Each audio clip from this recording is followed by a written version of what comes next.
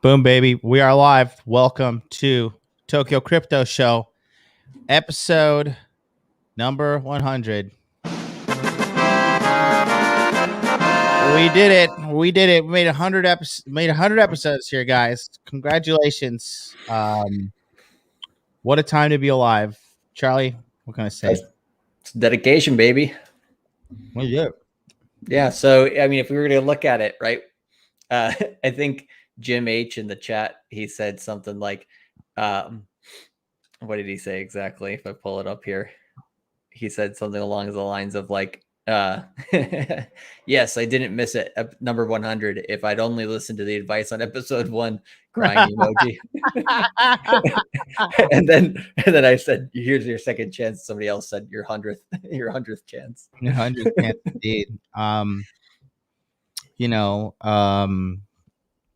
This is funny. 100 likes. Charlie and John will step away from the Japanese fashion models and start to stream. No comment there. Well, we do have 106 likes right now. That's good to know. That's good to know. Yeah, what can I say, man? It's crazy.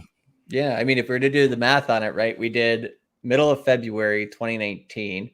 So that's exactly year what is that, 2.5 years? Yep. And then 100, there's 52 weeks in a year, so we're on pace for, good chunk. I think we're doing great. Get to year 5, we get to episode 200. Let's take a blast in the past. You want to go? Let's look at episode 1. Oh yeah. Just for you guys that who just started watching us a little earlier in your life, take a look at this. Is where it all started right here. Kill me. I love the shirt, bro. Oh man, look at us. We don't even know if it's working. Boom, baby. We are live and welcome to the first inaugural edition of the Tokyo Crypto Show. I am your host, Jonathan from Modern Life Dating. Today we have Charlie from cultivatecrypto.com. Charlie, let's say hello. Hey, y'all. First words on the internet. Hey, y'all. So let's wait for the chat get populated here. Looks like one person's in the house. Got some reverb on there. We're happy that we had one person watching at the time. We got one person watching. Now we have, an average audience of 200 to 300 every week, which is, I mean, I want to complain about that and be like, it's still small. But hey, normies are going to norm, right? There's more people out there. Prices are down too at that. Prices are down. People are lining up to inject themselves with poison. Fucking morons they're gonna just be morons. And dude, if you were to tell me like all this stuff of 2021 back then, I would have been like, you're fucking pulling my chain, bro. You are doing some serious drugs. What a just look at this, man. Like, let this just be a lesson to all you guys out there. I mean, we were just two dudes this is cryptocurrency right here. Like this is cryptocurrency, not those people you see on MSNBC, not those people you see on Bloomberg, not the people you see on the Money Channel, nobody on ABC, nobody on CBS, all the alphabet mafia fucking channels, none of that stuff. Okay, it's just two super coders hanging out in the shadowy dark web. This is cryptocurrency. And, this was like a small little apartment I had at the time. Charlie would take like a almost hour train ride to come over and do the show. Oh, at that time. Well, that was after I moved. When we first started, we were still like, I was borrowing your Obachan bike, and like I was biking like 15 minutes over to your place. But the best thing about that was like, because we had quit our jobs, right? Like you'd quit maybe like 9 months prior. I quit like something like 6 months prior. And I remember we'd come over to your place and we'd have like some dinner. You didn't even have like a full-fledged table and stuff. Like we were just eating on the tatami floor. And like literally eating on the floor. Well, we had plates at least. But like The best part was like right after I left my place or whatever, I would like bike under the train tracks or whatever, because like, you know, all the trains that go by in Tokyo. And like, man, like I would look up, you'd see the commuter train pass, you just see everybody, all the salarymen in their suits and stuff, and just like they're just getting home, and it's like 8 p.m. or 7 p.m. or something like that, and they're It was just later on their than way that. home. It was like 11 when we got done. Yeah, I guess that's right. So yeah, it would have been like 9 p.m. or something like that. They're all like just getting on their way home, like, you know, on the train with their, you know, their wage slave suits on and everything. I was just like, man, at least I'm not there, and I'm building something to go way past that, you know. Jesus Christ, could only imagine. Let me just show you guys the level of success we've achieved. If you take a look, I mean, it's just looking at everything, right? It's just amazing how far we've come, and it wouldn't be, we would be nowhere without, you know, people like you at home looking for this knowledge. But you know, I Charlie and I boldly believe that we're like at a big turning point in human history. Massive. Massive turning point, and there's so much resistance right now. I mean, you know, yeah, I mean, we're seeing what's going on with the liquid poison they want you to inject yourself with, which by all means, no, go knock yourself out if that's your thing. But you know, I how that's just being politicized, how you have people like top politicians trying to demonize something that they don't even really understand. Like you literally have boomers trying to demonize Bitcoin who don't understand what Bitcoin is. Oh man. Yeah, And, our friend, our balding, well, totally bald friend Gary Glessner, the head of the SEC, you know, he did some MIT courses on cryptocurrency and Bitcoin, and it's like, man, we get better questions in the crypto mindset course than I ever heard any of these MIT students asking in his thing. And now he's the one that gets to regulate the industry and be like, okay, we're gonna bring order and justice to the wild west of cryptocurrency. You know, it's like, all right, Baldy, good luck. let me show you guys the level of success we're at, and I'm gonna really need everybody to please pay attention and watch the screen right now, because this is my ask for you guys. All right, so there has been a cryptocurrency scammer, okay, and he has actually scammed, and he made a fake Instagram account of mine. It's called Hot Dud Life, okay, and he is in. Oh my God, Georgie. That's one thing that hasn't changed. We got good old Georgie still pumping iron. Thanks for the donation, Samishi. But real important. This guy, Hot Dud Life. This is a fake account, impersonating me, copying everything, bought fake followers, copied my stories, and this person is asking people to join a cryptocurrency mining scam. So what I need you to do is go to this account and report it.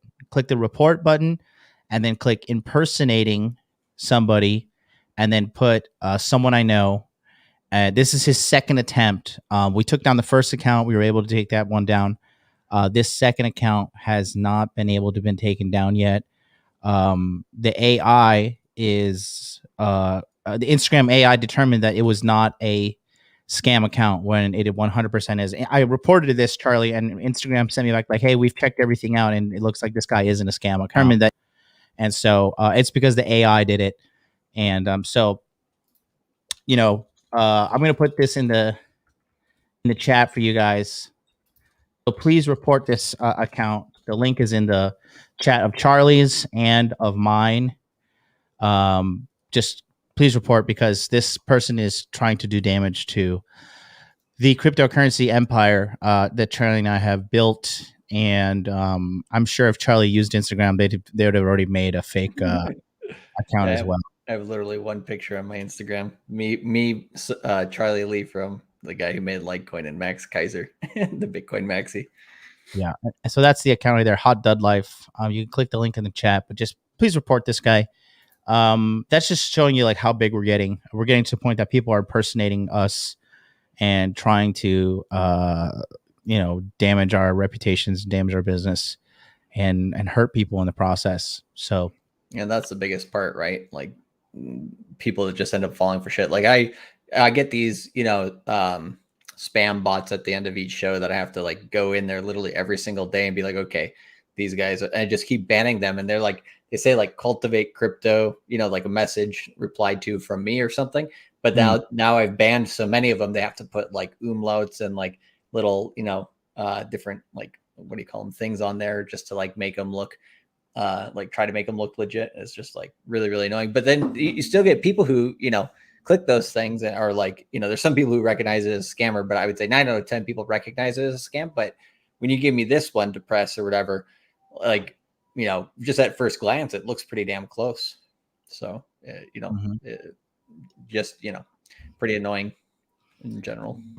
Yeah. So just please kindly report that guy. He's a piece of shit, and he better pray to God I don't find out who he is, because I'll hot dude life his face up. So what we're going to talk about today is just end of year price predictions, because we do believe that this market is just getting heated up. I think we're going to have I think we're going to have a strong quarter 4 finish. I think we're strong. I think December's going to be insane. Likewise. And we've been saying that since the beginning of the year. And I think this was just a little bit of a shakeout. And I think that with what's going on in the markets right now, you're seeing the normies being shaken out. And what do you say, Charlie? But what's your take on it all? Yeah. So, I mean, the normies are being shaken out. All the smart money, the institutional money getting into the space right now, getting in cheap, basically. I think as long as Bitcoin's under $45,000, it's undervalued. Mm-hmm. I've seen other people argue even higher numbers, like above 50,000 it's like, or under 50,000 is still undervalued, that type of thing. So right now, there's more positivity happening for Bitcoin in general, and which then bleeds into the rest of the space. I think one thing that people who are newer to crypto tend to forget, and I don't think I stressed this enough on my channel, because we get, I would say, like a third of our viewership, like as we get newer viewership, is probably like newer people. So the one thing that I always stress is like, because some people are like, well, why are you looking at Bitcoin when Ethereum has bigger gains and stuff? It's like, well, Ethereum, to understand what Ethereum is going to do, you have to understand what Bitcoin's going to do, because we get the confidence in the market. When the market's down like this, the confidence is shot, right? People are generally fearful. Then when the market starts to come back, Bitcoin's going to be the one that brings confidence back to the market. And then, once Bitcoin starts to run, then Ethereum will start to run, and Ethereum will give confidence to the altcoins. And then you got, a full-fledged, bull market and alt season going. And then, every coin can then just do its own thing from there. So the reason why I mentioned, where is Bitcoin going to go by the end of the year, because you have to understand where do you think that's going to go. And then you can kind of deduce where everything else could fall in line after that. So if you don't understand Bitcoin, or you don't understand where Bitcoin's going, then it makes it very difficult, I would say, to try to predict almost anything else in this market. So Bitcoin's still the leader. So gotta, pay attention to that. So I think a lot of people, when they're new to the market, they look at Shiba Inu and stuff like that. And it's like, fair enough. But, if that gets you into the market, great.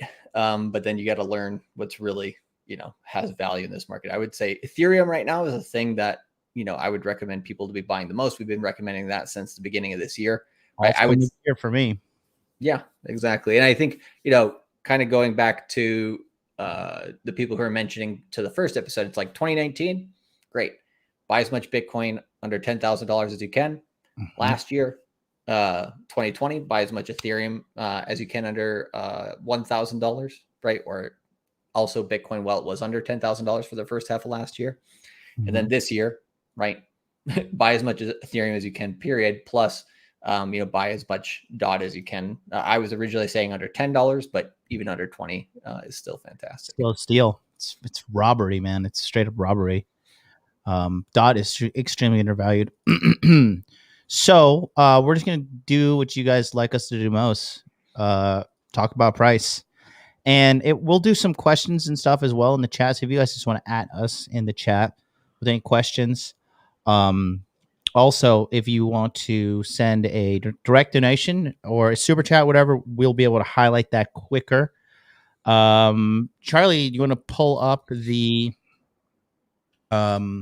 charts? Yeah, let's do Bitcoin, let's do Ethereum, and let's do DOT, shall we? Yeah, Cool. Are sounds you good cool to with that? me. Yeah, of course. In the meantime, Samishi, $7 super chat just with the $7 says nothing. He just says thank you for doing the course. So appreciate you. Awesome. Here we go. We get the full screen, Charlie.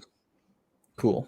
So yeah, we're here on day 14 of the Bitcoin 60-day cycle so far.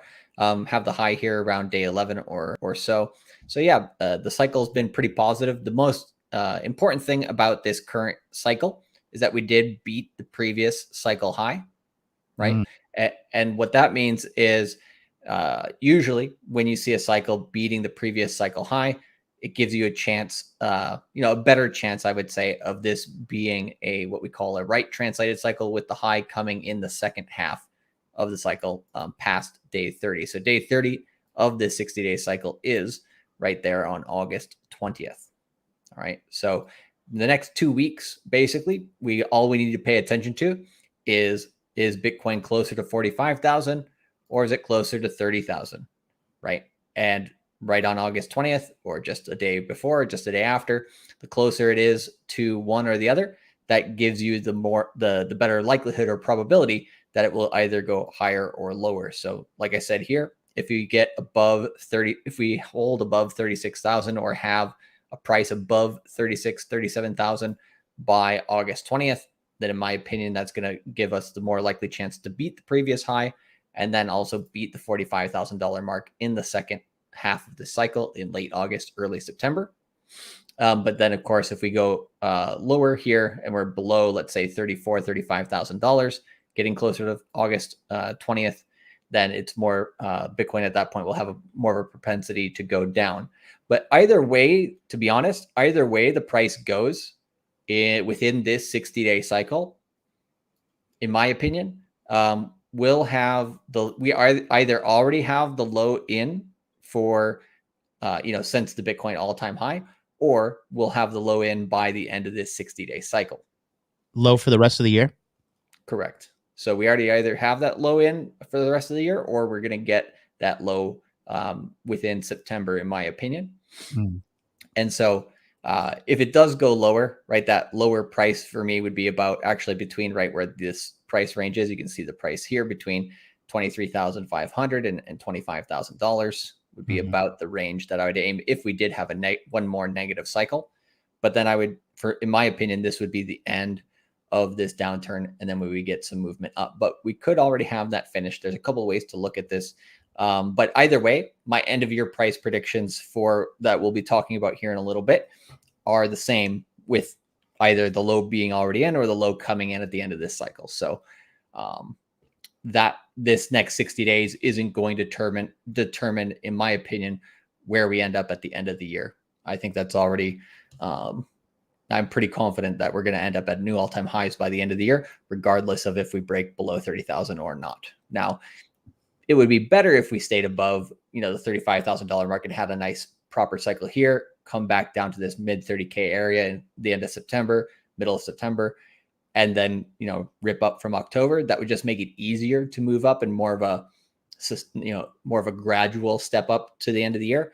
But if we did break down into the 20,000s, then that would basically make the quarter four more parabolic, which would then just add more volatility into the early part of next year, meaning we could break down heavily and then have another pop back up. So it would just make more whiplash for people, I think.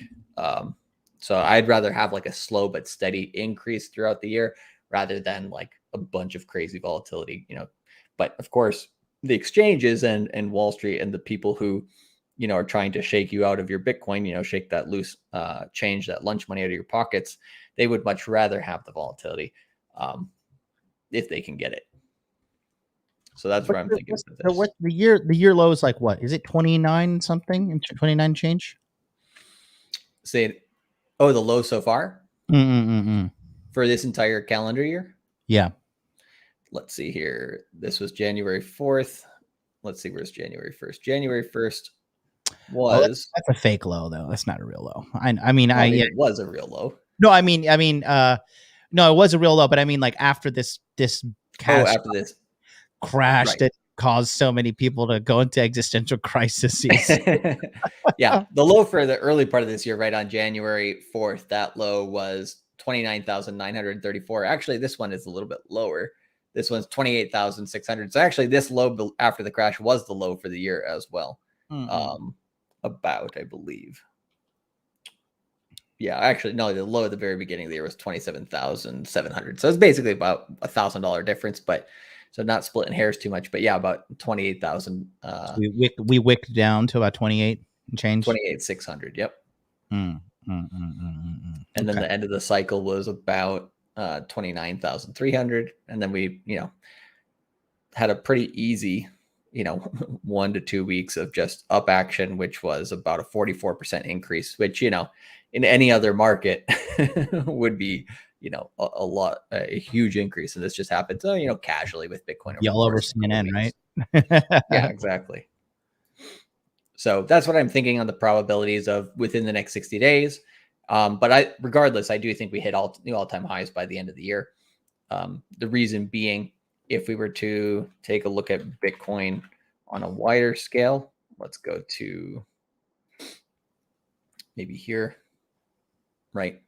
I believe if you're looking at the longer term where we're at, I guess I'll pull us out to the weekly chart.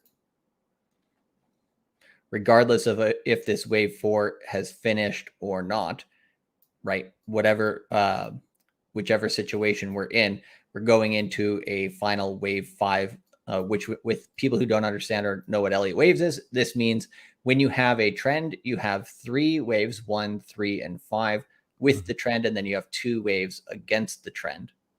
And so that's why also technically I would say this drop that we've had is not a full-fledged bear market, because it's just a wave 4 counter trend where the actual trend is still a bull market within this area here. So depends on what definition you have. But if Bitcoin were to go below the peak of the wave 1, then this count would be invalid. And so Bitcoin would have to go below, $13,800 for us not to be in a counter trend. And then that would be a full-fledged bear market at that point, right? But I do think we have a recovery coming up here, and still looking for Bitcoin between $200,000 to $240,000 by the end of next year. So, but that's not this year's price prediction. Let me go into ETH and DOT first, and then we'll come back to this, and we'll take a look at the price prediction. No, this is all fantastic information. Yeah, and so Ethereum, there's a lot of lines in this chart, so I'll take some of this clutter out. Ethereum had like a really parabolic cycle where the 60-day cycle's high was towards the end of the cycle, which is very bullish. And then the next cycle had a high in the very early stage of the cycle, which is very bearish. But the lows were all roughly around the same area for that cycle, which actually it should have been probably with the cycle high being so early in the cycle, it should have been actually more negative, but it wasn't. And part of the reason so drastic with the drop. Oh yeah, because that 4,400 was just so parabolic. This is the day chart, yeah? Yeah, the daily chart. Yep, each candle being 1 day price action. Were there any news tied to this, or is it just chaos? Mainly just, Bitcoin peaking here the middle of April. Usually Ethereum peaks about 3 weeks to a month later. And so this peaked, about a month later at May 12th, right? So that's just what Ethereum does, is it's delayed compared to Bitcoin. And so this would be more like a blow off top, whereas Bitcoin was obviously more of kind of like just a chopping here from February through May before it collapsed. So this is Bitcoin basically pulling Ethereum down. But yeah, everybody's pretty bullish on Ethereum in this bull market. And I'm very bullish for the end of year target. I think where I'm looking at Ethereum for this end of year target, we'll get into that fully in a little bit, but it's higher than what I used to think the end of bull market target could be when Ethereum was, only a couple $100. So Ethereum's already surpassing our best expectations. And either today or tomorrow, the 4th or the 5th, we should have the London fork for Ethereum come into play, which part of that is EIP 1559, which is an Ethereum improvement protocol, which some argue will make Ethereum deflationary and reduce its supply. And so since its supply is being reduced, but demand is staying the same, if not growing, especially among institutions and Wall Street, then you can imagine Ethereum's price will, through the last quarter of this year, skyrocket. It's kind of like having the halving that we had in Bitcoin here in May of 2020. Right after the halving, Bitcoin supply is reduced, demand is staying the same, or at least its future supply is reduced. And then, we had a very good run after that. But, it took about, we didn't really start the run strongly until September, which was, about a quarter after we had the halving. And so for Ethereum, we've got a run up into the EIP 5059. And I think we're kind of topping out here in price over the last couple of days. And then I would expect, the later part of this week and maybe even into early next week, Ethereum to kind of dip back down into the mid to low 2000s again. I mean, it's at the mid 2000s right now. Kind of come back down here, give you another good buy area. And in my opinion, I think then we start, seeing some kind of just chop in this area, because that's all Ethereum's done. If you kind of look at it like a bouncy ball, it kind of hit here, bounced up, but not too high, and then just kind of is like, just kind of losing a little momentum here. So that doesn't mean it could drop. The price Ethereum has to break in order for momentum to go more strongly to the upside is about $2,900. So if it can get above this previous high of the previous market cycle, then I think it can do really, really well through the next part of this year. So that's kind of the price we're watching for Ethereum, basically $3,000. 3,000. And what's the timeline on that one? Whenever it breaks it. So well, I mean, your personal timeline, like the Cultivate Crypto. I would like to see it within this cycle, but it really only depends on all depends on Bitcoin. So if I were to go back to the cycle chart that we were looking at before and go down 60-day cycle, right? So it would really the 60-day cycle is going to determine everything for the next 1 to 2 months. So wherever we're at here with Bitcoin, getting towards August 20th, that will really tell us where Ethereum's going to go. So I wouldn't be surprised if we came back down here and touched like 1,800 again.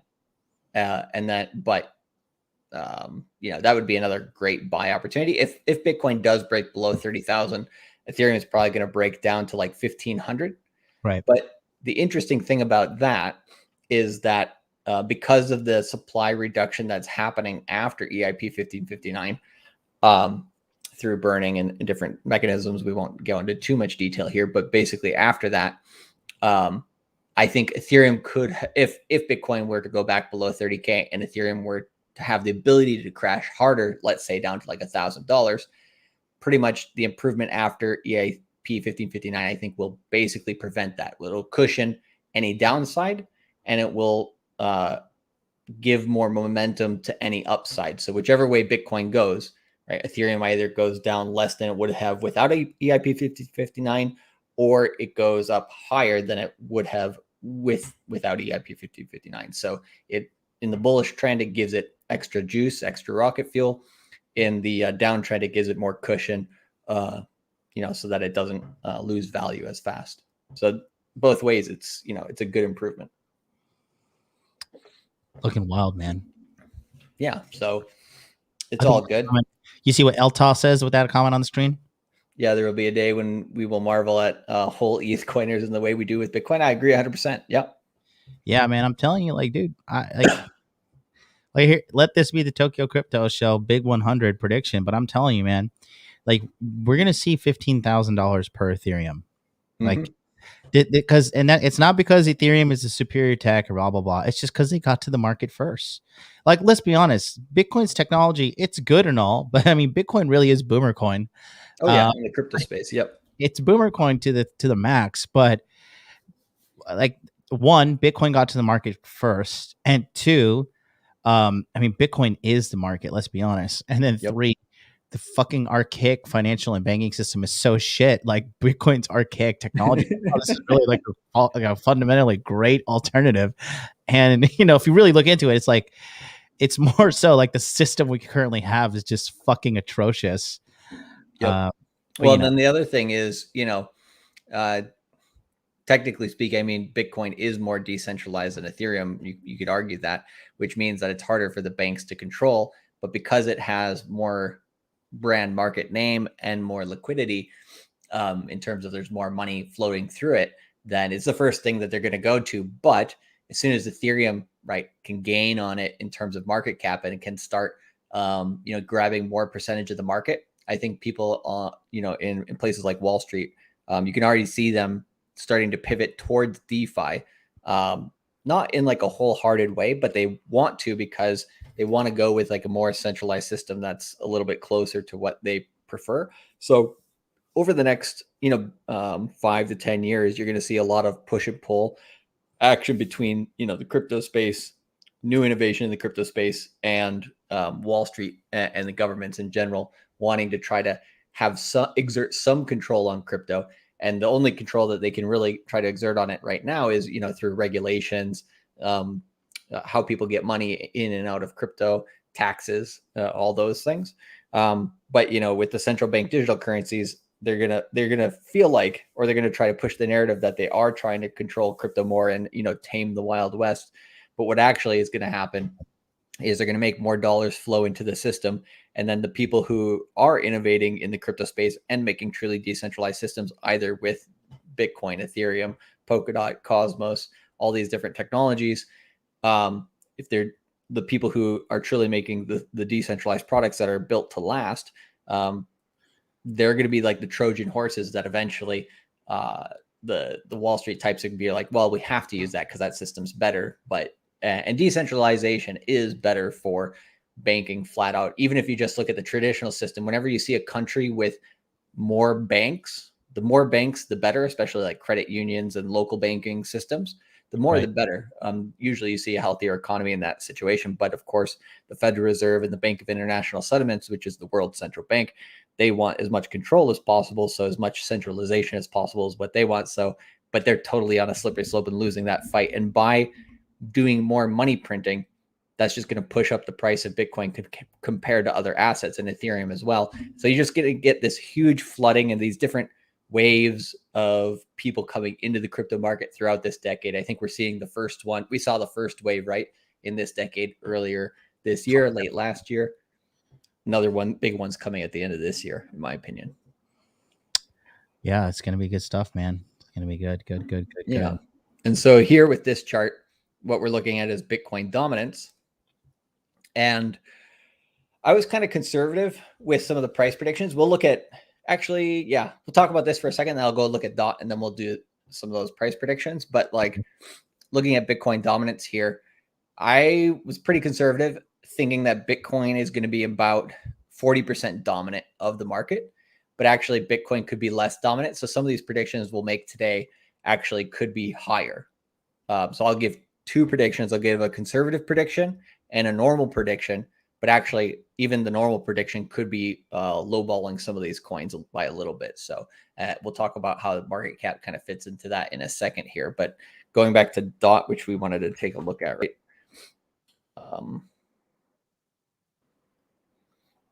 Let's look at it on the weekly. Yeah, we have a nice run up in DOT here over the last 2 weeks as well. Looks like it kind of went hand in hand with Bitcoin and Ethereum crashing. Oh yeah, exactly. So most of the altcoins, they'll crash with Ethereum. So here you had this peak out on the week of May 10th, which is the same time Ethereum peaked out. This peaked out at $50. Ethereum peaked out at 4,400, and then these come once Ethereum and Bitcoin go down significantly. These ones just the intensity to the downside is much, much larger. So that's why you saw such a horrific candle here on this week. I mean, it's like DOT's worst week, right?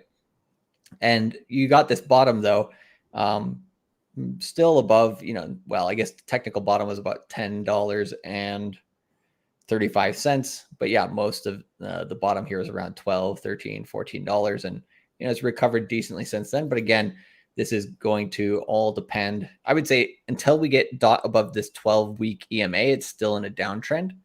So this is just waiting. All these altcoins right now in terms of the short term and like the next 1 to 2 months, they're all waiting on Bitcoin and Ethereum. They're just like, okay, Bitcoin, Ethereum, we'll wait to see what you're going to do. And then, then we'll start running once you show us that there's confidence back in this market. It's okay. So whenever, new money comes into the market, they hoard Bitcoin first, which is what we're seeing right now. Right. And then some people buy some Ethereum as well. That's a bigger percentage than it used to be.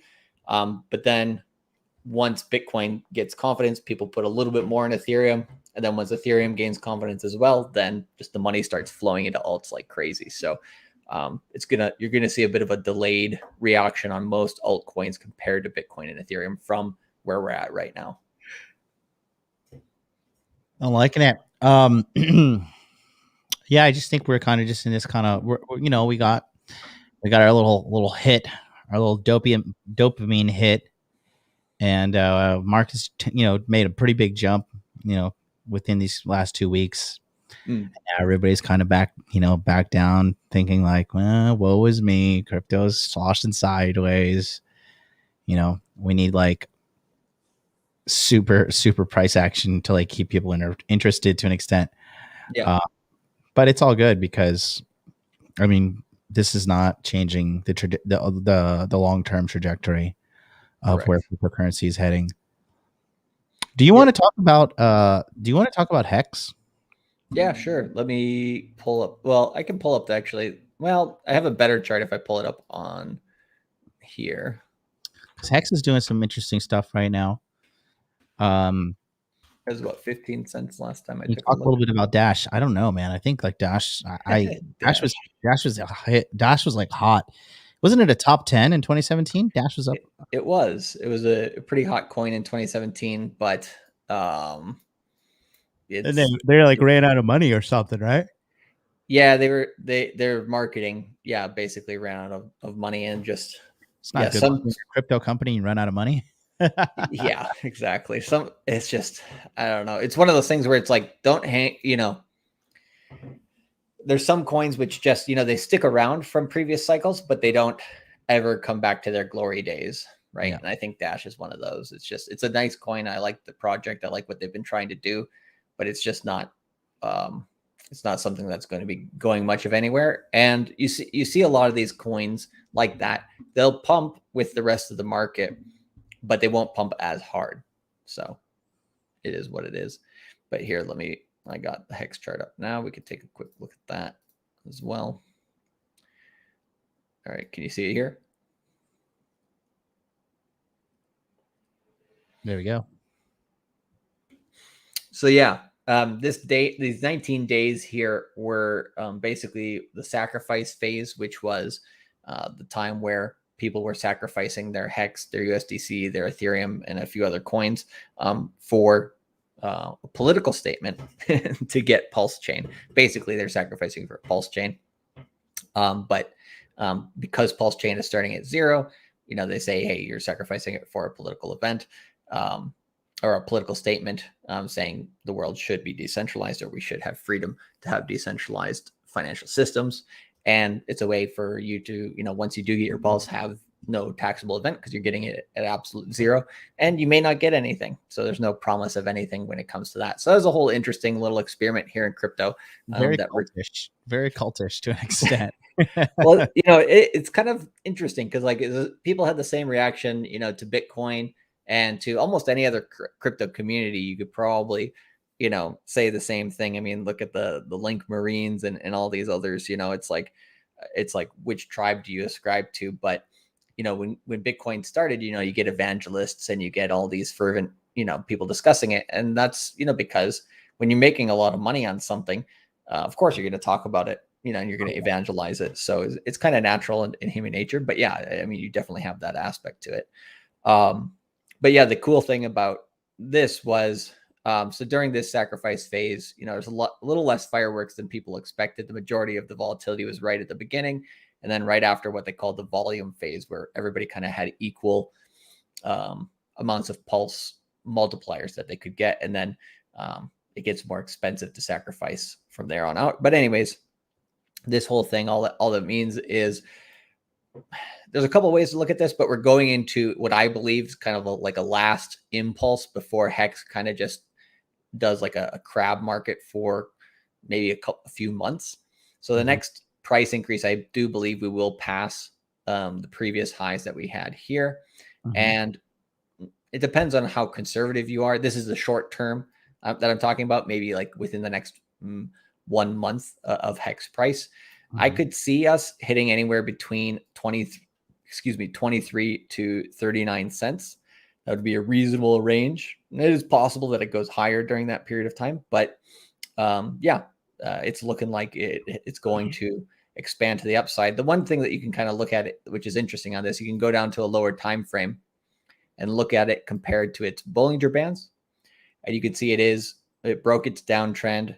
It's increasing. It's opening up its Bollinger Bands. It's increasing there. And then you go to the 12-hour, and we just got a very bullish close on that 12-hour candle, also opening up the Bollinger Bands in that case.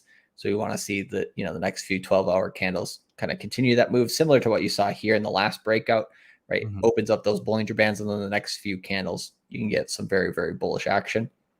And so I'm expecting the same thing here now that the Bollinger Bands are open there. And then the next one that you want to look at on Hex is where the Bollinger Bands / resistance are at now, which they're pinching here around 16 to 17 cents. So on a daily candle in, I would say probably the end of this week, over the weekend, once you start seeing the price close on a daily candle close above the 17-cent area, right? Because we haven't had that yet. I think the previous high of a candle close here was 17.2 cents. So we want to see like 17 and a half, 18 cents on a daily close. Once we get that with Hex, you start getting some pretty good price appreciation over a couple of weeks or a few weeks. This is correct. What Commando has here 23 to 39 cents in the next month, this month of August. Yeah, in this month. Yep. And so I'm guessing that's probably going to happen before the snapshot phase, which is just for the people who are getting into Pulse. They get the Pulse version of Hex called P-Hex. They get a 1-for-1. Well, I don't think it's a 1-for-1 exactly, but basically they get a certain amount of P-Hex or Pulse Hex for the amount of Ethereum Hex or E-Hex or regular Hex that they hold. So what a lot of people are doing right now is there's a supply shock. There was about 13 billion Hex which were sacrificed just like at the end of the sacrifice phase. And so that means right now the amount of liquid Hex on the market, because a lot of it's staked, then there was a lot of it that was sacrificed for the Pulse chain, which is basically just locked up. And so you got a lot of these coins locked up, not a lot of liquid on the market. If demand stays about the same or is actually increasing because people want to get a little bit more Hex before that snapshot for the Pulse chain, then that's just going to push the price up like a lot. So watching that increase over the next few weeks will be really interesting. So I would say if you're owning Hex and you have some liquid, your goal right now should either be holding your Hex for the snapshot phase so that you get a free version of P-Hex on the Pulse chain, or for the people who want to maybe be a little bit more, with the charts, right? They could basically wait for a specific price to hit at a high, sell their Hex for USDC, wait for a massive drop, buy more Hex there. You got a lot more Hex for that short-term trade. And then you can go buy P-Hex on the open market when Pulse Chain goes live later this year. So there's a couple different strategies you can do there. So do whatever you want to do. But I'm going to also give my end of year price predictions for Hex when we get into the price predictions. So this has a lot of room to run, and it's been performing very well. So let's do it. Well, let's just jump right into that section of the show then, shall we? Those are your market updates, guys. So we just wanted to give that to you, just let you know some of the stuff we're watching. Like I said, my bags have been packed, and I've just been waiting for the year to pass. And I've been having a lot of interesting events to watch in the meantime. Tell you what, you see how they're in New York. They mandated in New York City. They like mandated that, but I'm hoping that because last year the all the gyms and whatnot, they formulated something called the Fitness Coalition, and then they sued Cuomo, the governor of New York at the time, and then what they ended up doing was letting all the gyms open 1 week later.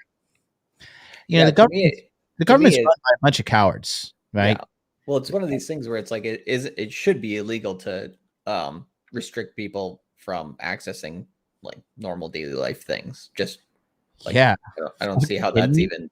Yeah, it's against like the rights we have as citizens. Like, what happened to my body, my choice? Like, we can kill a baby, but we can't. But we have to inject ourselves with. It's not even a fucking vaccine. It's not like clinically not even a vaccine. It's fucking something that manipulates the mRNA in your body.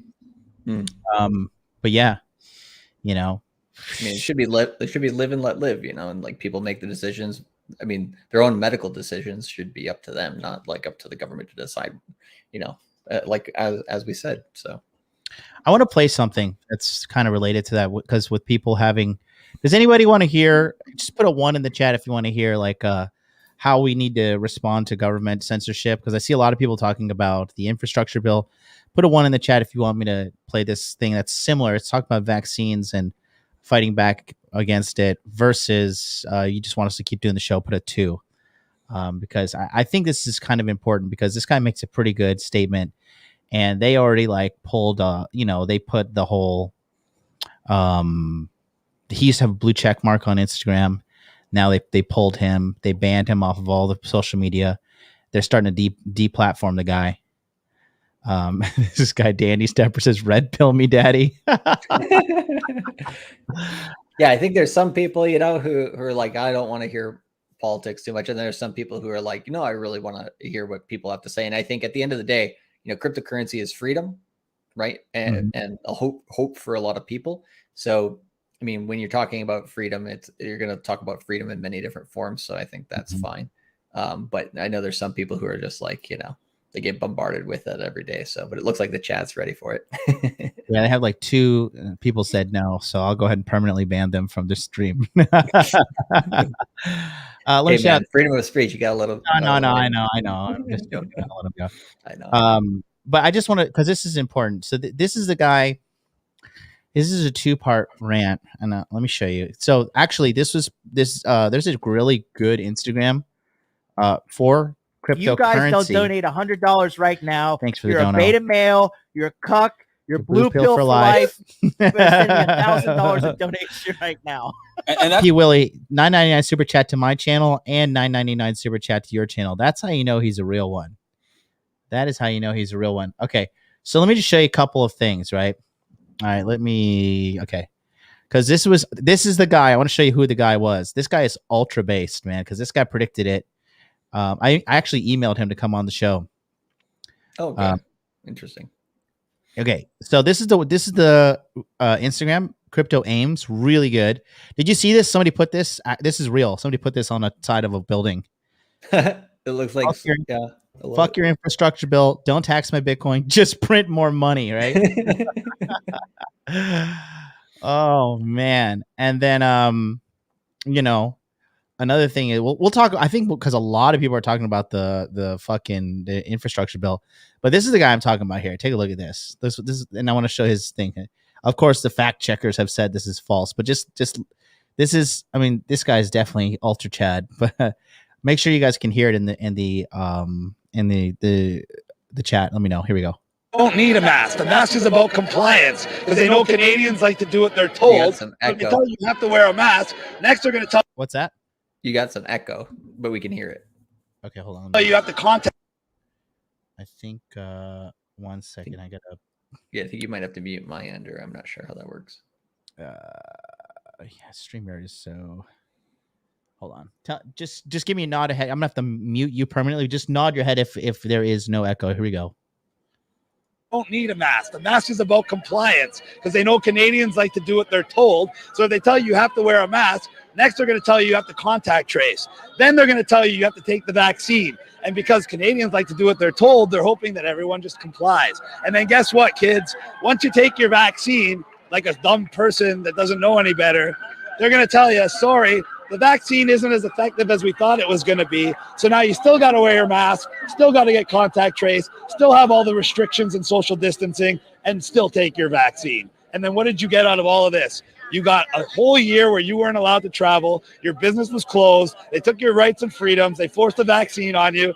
And what happened? The same amount of people died. Everything is the exact same. And now they're going to put you back on lockdown and bring it all the way till July of next year so they can do the same thing again. Bring you from July, August, and September, getting you off lockdown, but just to bring you back on lockdown again. If you idiots haven't figured it out yet, it's a perpetual cycle that you never get out of. And it's a way to take your rights, your freedoms, close your business, take your wealth. Why? So you become dependent on government. Why? If you're independent, the government works for you like it's supposed to. If you depend on the government to give you a paycheck to feed your family every month because they closed your business on you, now the government doesn't work for you. The government rules you. So instead of a middle class, we have the government, upper class, and the lower class dependents that rely on the government to survive. In other words, and the lower class dependents that rely on the government to survive. In other words, oops. Nope. Here we go. We gotta mute that on my end. Can you hear me?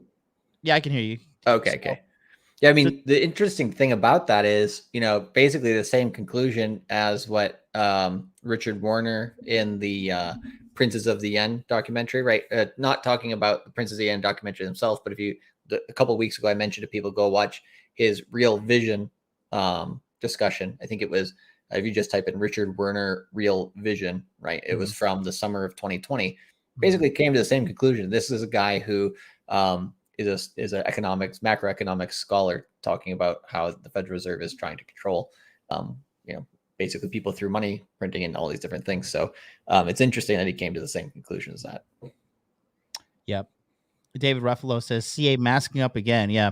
It's funny, right? Due to the Delta variant, Charlie, California is now going to have mail-in ballots for the recall of Governor Gavin Newsom. I'm sure that's going to be a fair election. What miraculous timing! Yeah. Oh man. So let me show you one more thing. So this leads to this next one. This clip is just 59 seconds long. Charlie, let me know. Can you hear an echo when I do this? Hold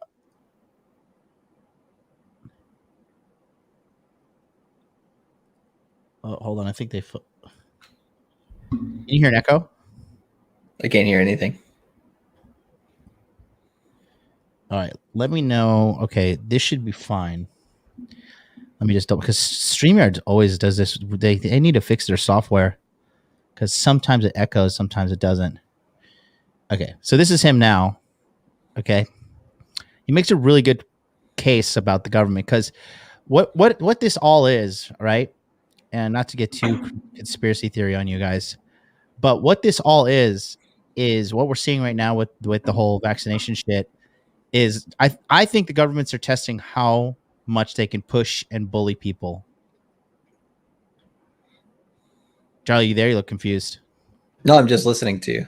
Okay. I thought you were gonna play. I thought you were gonna play the video after you said that. I was like, yeah, pretty much. I mean, it's a crisis to divert attention from what they're doing in the financial system, which is, like you said, making the poor, or the middle class poor, and the rich class richer. And they are going to come for crypto. They absolutely are. Like I said, they're sneaking. They're trying to, they can't come for it openly right now. So that's why they're trying to sneak it into the infrastructure bill. But I mean, listen to what he says, and let me know. This guy, I love this guy, Gareth. He says, seriously, anyone who can't see the link between MLD's base teachings and crypto investing is actually too stupid to be in crypto. I love this guy. Oh, he's so funny. So he's pretty base though. Charlie, let me know if you can hear this when I play it. It's on BitChutes. It's going to take like 4 hours to load. Give it a sec. Can't Are hear you prepared anything. to die? Oh, yeah, I got it. Oh, hell yeah. Is there echo? Ready to die. Nope. You think I want to live in the world they want to create? I'd rather take them all with me first. Really? Yeah, there's no way I'm living in a friggin' world with a vaccine passport. No way I'm living in a world where they can shut down my business at any time because they say so. No fucking way. And I think a lot of people around the world are ready to die for what they believe in too. I mean, you know who's not ready to die? The government. They'll turn tail and run. Holding on. They're holding on because of financial interests and because they're being pressured. Yeah. So when you got that up against people who are fighting for their very lives, you got no chance. We outnumber them. Forget the numbers. When you have someone fighting for money versus someone fighting for freedom, it's not even a comparison. And that's really true. I mean, you know, and like I said, this war is going to come to cryptocurrency. It's going to come for a lot of things, and I think this is a test, really. I mean, in Japan, I mean, you know, Charlie was out drinking till like 7 o'clock in the morning last weekend, and it's like, hey, yeah, or whatever. I'm like, I was, yeah, no, I mean, I was out, you know, I was out eating in restaurants and stuff, and the Japanese society are just like, yeah, fuck you. Like, we're not dead, and we were supposed to be dead last year, so we're just gonna keep going because all you're doing is ruining businesses here.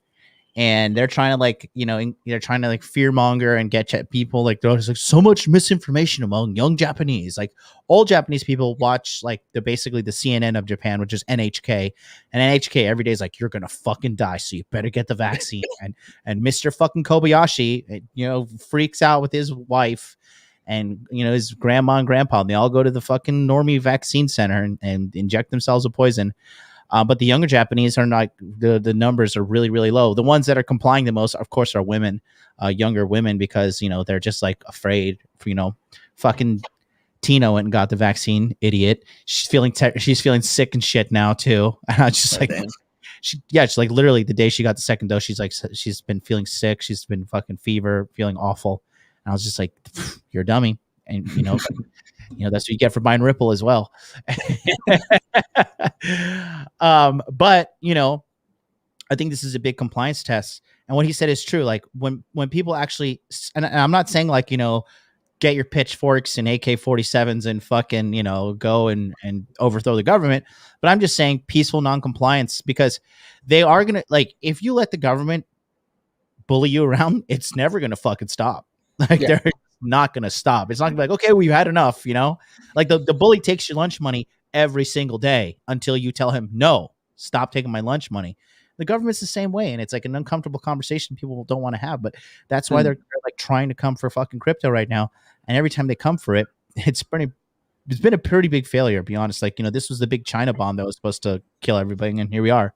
Well, that's the great thing about crypto, right? Is it's anti-fragile, which means every time they attack it, yeah, temporarily it may weaken it, but actually it makes it stronger. Right. And so, I mean, we see that with DeFi, right? In the last bull market, they were like, oh, we can just regulate the centralized exchanges, right? And we prevent people from putting money into crypto.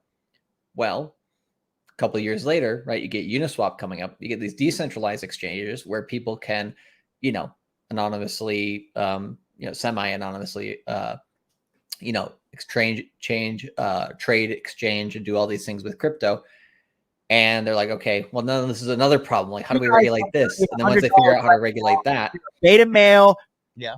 Once they figure out how to regulate that, then there'll be another decentralized technology which comes up in crypto and says, you know, it's kind of like a game of whack-a-mole. It's like, okay, we try to fix that one, eventually, you know, screw it. Yeah, we can't do anything about it. I mean, they're just, I mean, I think this is like a final grasp for straw of, like, you know, the government's trying to be relevant, and they've done a pretty good job so far to get relevancy back, as well as the mainstream media. But I think this is a short-lived victory. Chris Perez, $10 super chat. My 6-year-old wants to start investing some of his allowance into crypto. What's the best option in your opinion to start him off? Thanks, guys. Charlie. Yeah, Ethereum. Right. If you buy whatever you buy in Ethereum, within this year, just hold that until you're, you know, like, let's say your kids are like, oh, you're 6 years old. You actually said that. Yep. You know, in 12 years, you know, when he's 18 and ready to go to college, probably he'll have enough if he saves it, of course. Or if you just instead of putting in like a high interest savings account, right, just buy Ethereum as well. Anything for the college fund, you'll have enough to pay for college for the kid by that time for sure. And also, if you I think a few people who have been in the course since the Q4 crypto mindset course last year. You guys don't donate $100 right now. Sorry. You're a beta male. You're a Free cuck. money. Sorry. Go ahead. Sending $1,000 in donation. There's a few of those guys who basically got their kids right investing into Ethereum and then holding it on Celsius, earning yield on there as well. So they're learning how compound interest works with their allowance. So yeah, I just say Ethereum, and then if you want the kids to stake it on something like Celsius, which is like maybe like a family shared account or something, where everybody can kind of see the power of compounding interest and the volatility of the money and how the money grows and that sort of thing, compared to, maybe what they have in their bank account. Like that'll open their eyes up like crazy over the next 6 years. Saint Chocolate 499 super chat. I'm late, but I'm here. Happy 100th episode Tokyo Crypto Show. Keep up the great work, super coders. Thank you so much. You can get your super coder shirt. All you need to do is fly to Tokyo and hang out with me, and I'll take you to the shop. We are shadowy super coders over here. Hell yeah. I've decided that what do you think, Charlie? You got Moon Gang, I got the Hot Dude Army, but by our powers combined, we are the Super Coder Squad. Shadowy Super Coder Squad, I like it. The SSC, the Shadowy Super Coder Squad. Are you a super coder out there? Put some super code in the chat if you are. Speaking of coders, we got our number one cryptocurrency educational coder in the house, eLive Program. 999 super chat says, "Fool me once, shame on you. Fool me twice, shame on me." And he says equitable comment for Charlie. So he's passing around sending all his big dollars. Jerry Oaksmith says, when Tokyo meetup? As soon as they open the borders to foreigners. I'm honestly liking the lack of foreigners here. The one thing I hate are American tourists. Not you, Jerry, but like there's like a certain, like the most tourists we get over here are from the West Coast of America, and so they're already cancer. They're from like Portland. They're from fucking Seattle. They're from California. I'm like, can you just go back? Hey, Miguel's from California. Miguel is a rare breed. I love Miguel. But yeah, we're gonna have a meetup soon. It's gonna happen. We just gotta wait for this stuff to open up. The plan is for the 2022 Tokyo Yacht Party. I'll be pissed if we can't have that. Yeah. Well, we're gonna see for sure. We're gonna see. Anyways, let's do it, man. Let's talk about some coins, shall we? Yeah, let's jump into it. So I think there's, a few people in the chat who are like, well, what about this coin? What about that coin? I basically have like 10 or 14 coins that we'll take a look at and kind of give you a rundown on the logic here as well. So we have over 400 people watching us live right now, guys. So please smash the like button, hit the subscribe button, and we're going to see if you hit the subscribe button because we both have alerts on our channel. So you have to hit the subscribe button and then push the notification bell, set the settings to all, because we are being shadow banned. Charlie and I's channels, we have been just relentlessly censored by the algorithm, censored by YouTube, censored by Instagram, censored by Facebook. ConvertKit.com threatened to shut down my email sending services because I was promoting the crypto mindset course over with Charlie over here. Because there's just so many fucking idiots just misinformed. We got this guy, making a fake Instagram account and sending people scam messages on my behalf to join some like cryptocurrency scam. So we're going through a lot over here. So like the number one way you can just show us you care is literally hit the subscribe button, hit the like button, and turn the notification bells on. That's all we ask. It's completely free and literally takes you less than 10 seconds out of your life. So please do that. We can it gives us a morale boost and helps us realize like, okay, like people are responding to what we're saying. And, we're seeing growth on our channels. Cause once we don't start to see growth, it's like, why are we fucking even doing this? Like, we're not going to give up, but it is like, we would like a little bit of give and take on our end as well. So hit that subscribe button now and you'll see your name pop up on the screen and we'll shout you out. Let me know when you're ready, Charlie. Yep. Ready. Just, there we go. Can you see this? There we go. Full screen. All right. So, like I said before, right, we're in this 5-wave impulse, which we've had so far 3 waves completed. It's arguable whether the fourth wave is complete or not. Irregardless of whether the fourth wave is complete or not, we have, this last fifth wave, this last impulse of the market left to go. My higher end price target, right, for this is about $240,000 per Bitcoin within 2022, right? My lower end target would be somewhere around like 160, 170, $180,000, somewhere within there. So don't take this timeline and these exact prices on this one. Don't take this, take this all with a grain of salt, of course. Don't take it as a gospel. But if we're looking for, end of 2022, basically what I'm looking at in terms of Bitcoin is, for some reason my screen froze on the here, but you can still hear me, right? Yeah, let me pull it down and pull it back up. Okay. Hold on. Okay, can you give the mouse a little move there? Yeah, my Google Chrome's being a stupid. Okay, there we go. We got it back. Can you see this? Yep. Okay. Yeah. How many tabs? You just have those tabs open at the top? Yeah. I got a ton as per usual, so that's probably the issue. But anyways, I don't think it'll be much of an issue going forward. But go for it. Yeah. So basically, by the end of this year, right? Basically, not thinking of these waves in particular. Like, is it going to happen on the 3 wave, the 2 wave, or whatever? My target for the end of this year, my bearish target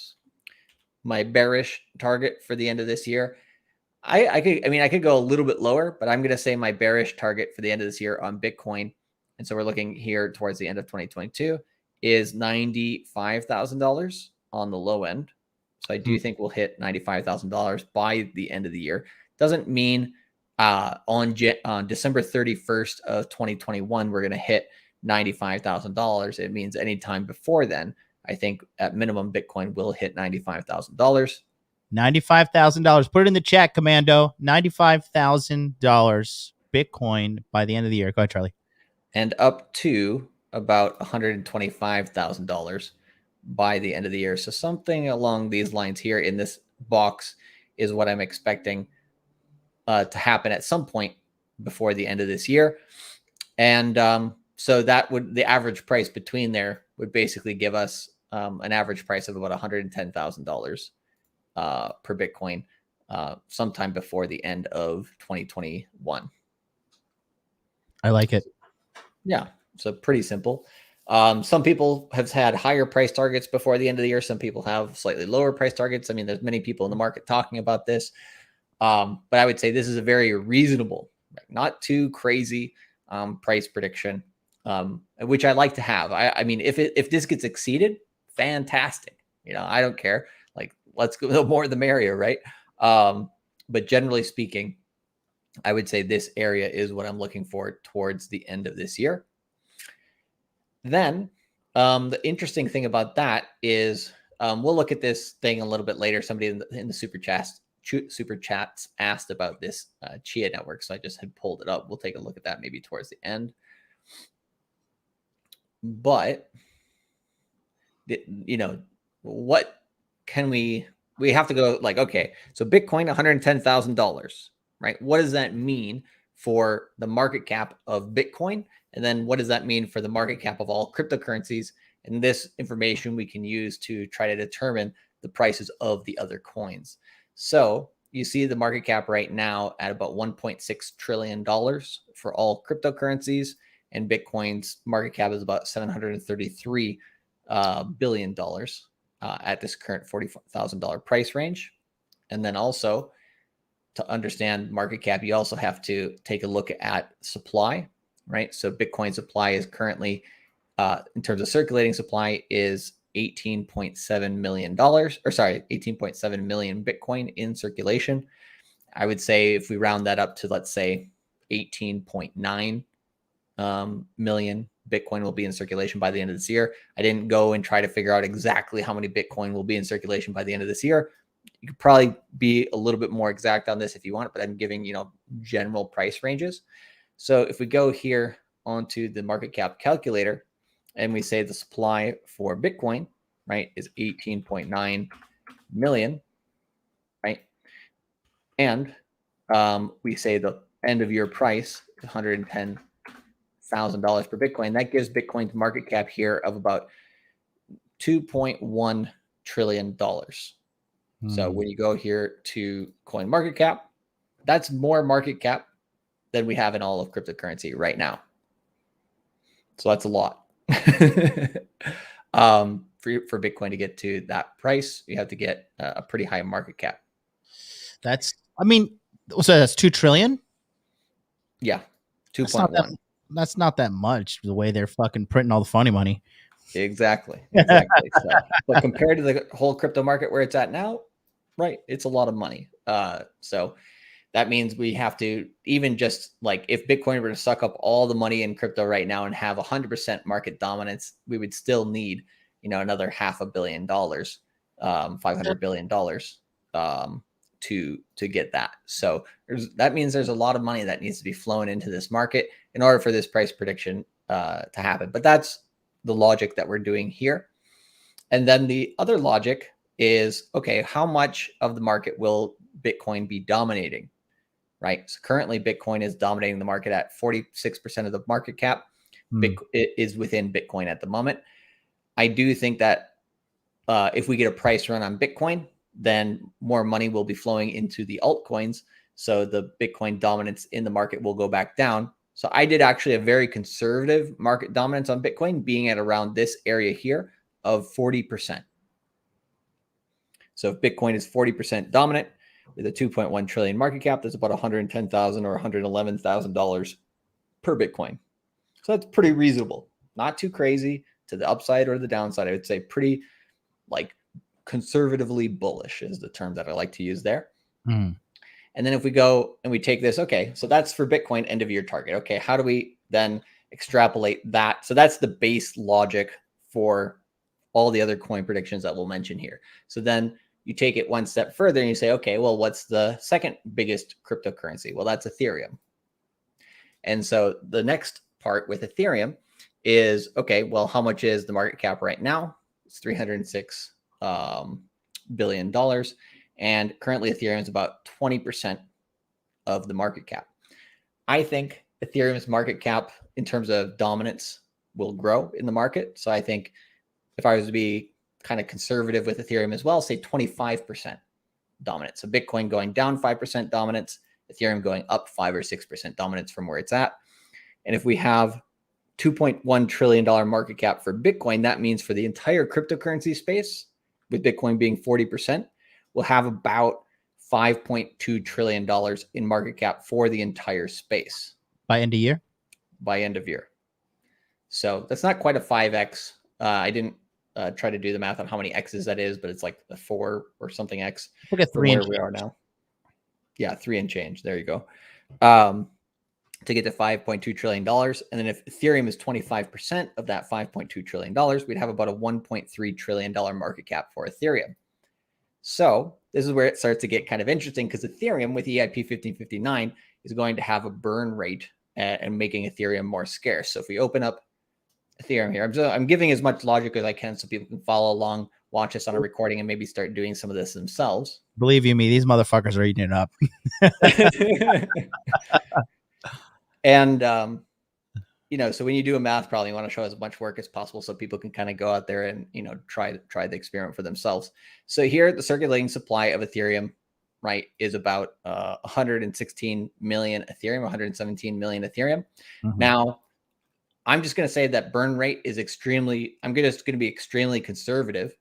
And I'm going to say we're going to have about 115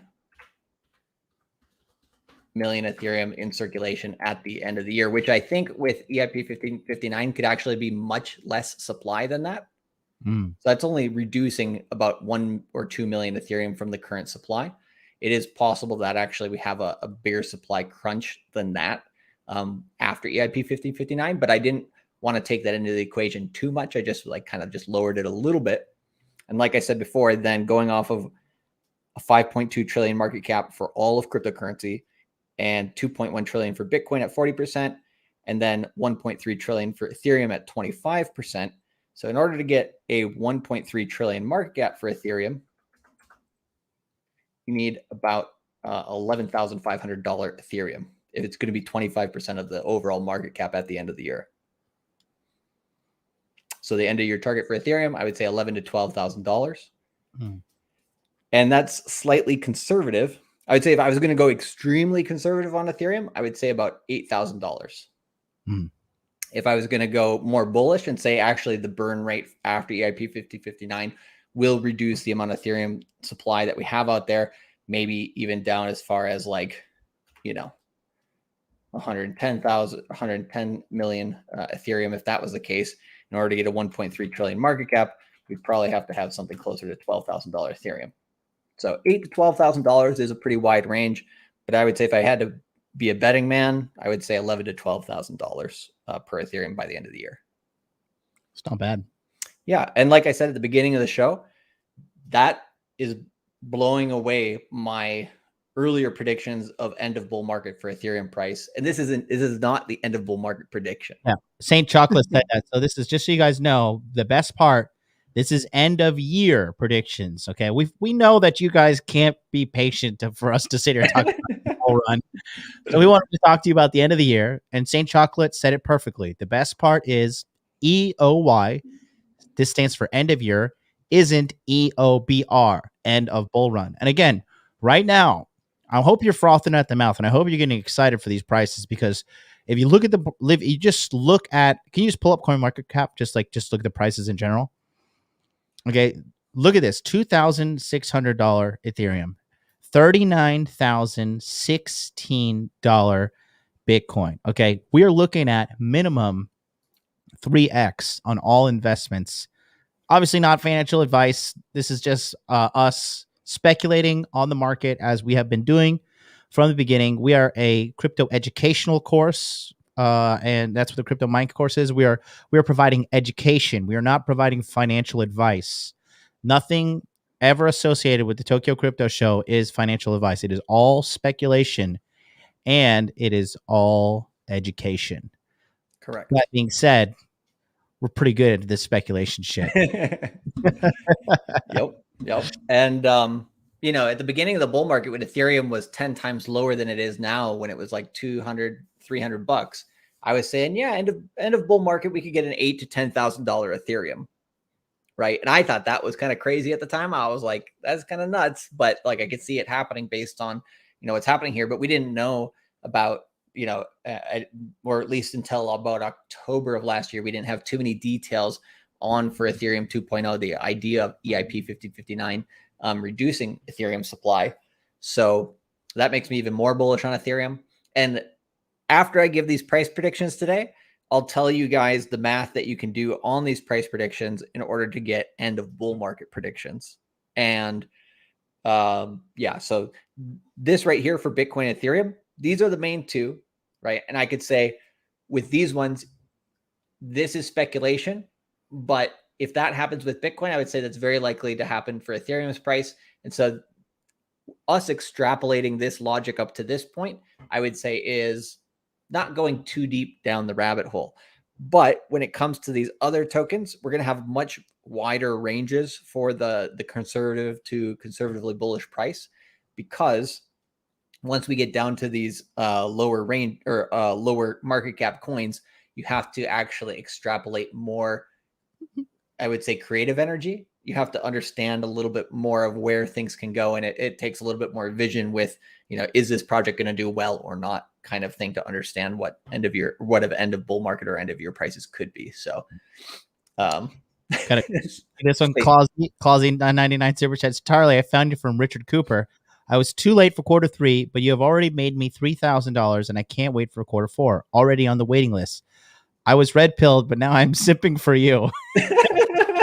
That's funny. I love it. Simp harder, baby. Let me just, hey man, do the math on that, right? It cost him what, $797 for the Q3 course. He made $3,000. How much profit is that? $300 in profit? Not bad. Charlie, he did not even get in to the Q3. Oh. Just imagine what he's going to make after Q4 then. Damn. Yeah. He's not even in. Let me just take a moment to call you all a bunch of ungrateful fuck faces, because not a single one of you hit that subscribe button. I should end this broadcast right now. Nobody hit the subscribe button when we asked you from the God depth damn it. of our hearts. You guys are some of you people are serious pieces of shit. You know that? Oh, said with love, I'm sure. Get some super chat donations. Java $5 super chat. Thank you guys. It was an awesome ride. All you like literally hitting the subscribe button is free. Eddie Anyway. CFAX said he did. Eddie say we didn't get a notification. We both have notifications set up that if you hit the subscribe button, we will absolutely get an alert. Red Nismo is incorrect on this. He says, because we're already subscribed, I would say, I looked at the analytics, about 15% of the people who watch my channel have not yet subscribed. So there's about 15% of you out there. Ghost if you're watchers. replay, hit us up in the comment section. There we go. But anyways, okay. Back to it. Yeah, let's here we go. I'll pull it back up. All right. So that was Bitcoin and Ethereum. Now, I'm not going to go down every single coin in CoinMarketCap. And you're going to be like, well, why'd you skip that coin? Why'd you skip Cardano? Well, they just barely are potentially coming out with smart contracts now. So I'm not going to speculate on Cardano price that much right now. Next one I'm going to go down to, and Dogecoin as well. Like, not even worth Doge. We're not talking about that shit. Exactly. So the next one I'm going to go to is our fan favorite here, Polkadot. This is going to be so good. Yeah. And Polkadot here has already gone up like $1 since like 6 hours ago when I crunched some of these numbers. So, you know, I just heard one of the subscribe things. All right. The moon landing. There we go. Got a shout out. Let me see. Hold on. Let me see. Oh, it disappeared. Fuck. We're going to shout him out. Well, thanks to whoever did subscribe. Appreciate you. And somebody said, should I unsubscribe and then resubscribe? No. No. We're not that desperate. Nope. When we start fans, that's when you know we're desperate. But yeah, so Polkadot here, right? I would say, so the main math was on Bitcoin and Ethereum, right? And so then what you can do is like, okay, with that math, right? So for Bitcoin to get to, in terms of market cap, 2.1 trillion, you have to do about, like you said, a 3x, right? Or a 2.9x on Bitcoin's market cap and its price to get that end of year price prediction, basically. Right. So super simple. If you go conservative with the rest of these coins and they stay at the same, you have accepted the truth. There you go. Somebody subscribed. Thank you. There we go. Yeah. So if we stay the same at market cap for Polkadot and it stays the same in terms of percentage relation to Bitcoin in market cap from where we're at right now, then all we have to do for Polkadot's price is take a 2.9x or a 3x from where it's at, and then you get a reasonable target. Now, so when I was looking at the prices earlier today, that would put DOT somewhere around $55 to $60 by end of year. By end of year, probably about $54, $56, $57. That's conservative. So that if it means Polkadot doesn't rise or fall in market cap and stays similarly ratioed to where Bitcoin is right now, and moves up in tandem with Bitcoin, that would be what we would expect. But we know that when the market gets into new all-time highs, speculation on altcoins gets higher. So actually some of these market caps, like we said, Bitcoin's market cap will go down by 5%. Ethereum's will go up by 5% in terms of market dominance. And so these other coins as well will get more market dominance. So with Polkadot potentially running up to, you know, somewhere in the top 4, 5, 6, 7, somewhere in this area, right? I would say about $104 for Polkadot would be reasonable by the end of the year. So that would give us about a 5x in price from where we're currently at. Not bad. So not bad at all. Not bad at all. So that's, and then I'll just run through the numbers with these other coins, but that's basically the same logic for each coin. So you can go and do that yourself if you want to see that logic. But for Uniswap here, I would say my conservative target is $64. And my conservatively bullish target, right, would be about $77 or $80. Now, some people might be like, oh crap, that's like a lot lower than what you would some of what you had thought previously. Well, this is with Uniswap mainly. I don't think it will move much in market cap ranking. I think it'll stay around the number 10 spot. Mm-hmm. But there's one caveat to that, which is if Ethereum goes over, let's say, $12,000, because Ethereum gets a lot of what do you call it, hype or whatever, or there is, let's say the flipping happens within this year where Ethereum actually flips Bitcoin's market cap. If Ethereum does like way better than what we expect, then I would expect Uniswap also to outperform. So what I'll say with Uniswap is a reasonable target would be about $77 or $80. But if it were to get like an Ethereum boost because Ethereum's doing way better than expected, then maybe around $120 would be possible. So, but my expectation would be about $80 for Uniswap. And then the next one, I can't forget the Stinky Linky, as a few people might say. But yeah, we have $24 Link at the moment. My conservative target is about $70. And my conservatively bullish target at end of year, if Bitcoin's $110,000, would be about $84, $85. I think Chainlink will kind of come up a couple spots here, maybe up towards around where Uniswap is, but not stay around the same area in market cap ranking.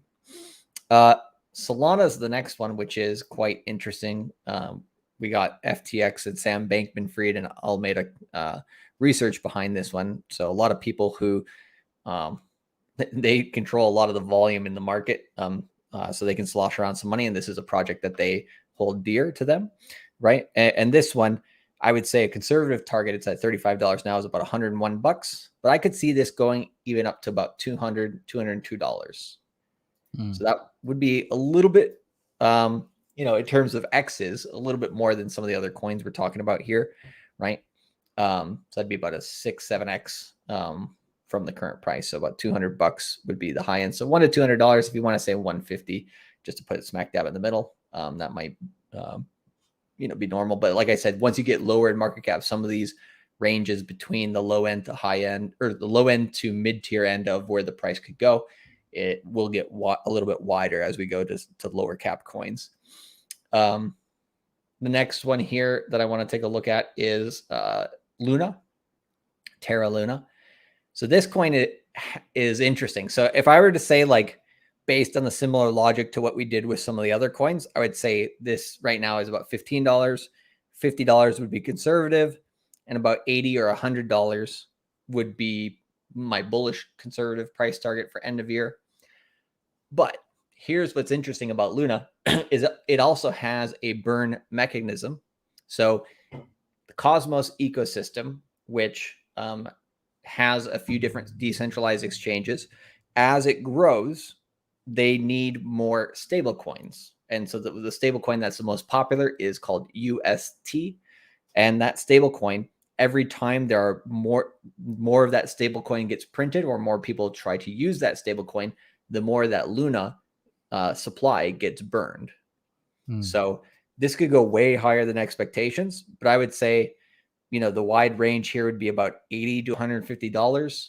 So, $120, $150 by end of year with $110,000 Bitcoin would be possible. So that's, like a 5 to 10x.